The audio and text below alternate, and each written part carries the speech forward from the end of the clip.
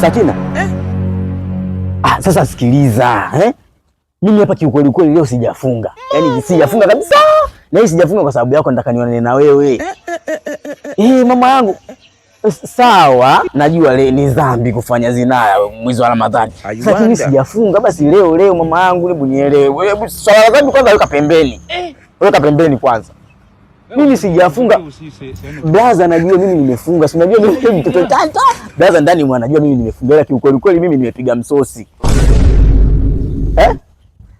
Umekubali? Unajitaka umekubali kwenda guest? Nimekubali. Guest mimi najua zile bonta kuonyesha. Hivi una akili gani? Siku zote unaona kwenye movie tu mtu kapazwa kageuza mende, mara mwingine kageuka nyuki. Wewe ndio kuja upazo ukitua mende. Waichichoni kwa ujinga wako. Hivi unajua madhara yake? Leo kazi. Mwezi wa Ramadhani mchana huo wewe wataka uende guest ukamchome mtu. Hivi una akili? Brother mimi tu nilikuwa natania. Ulikuwa natania? Sasa leo utatamia.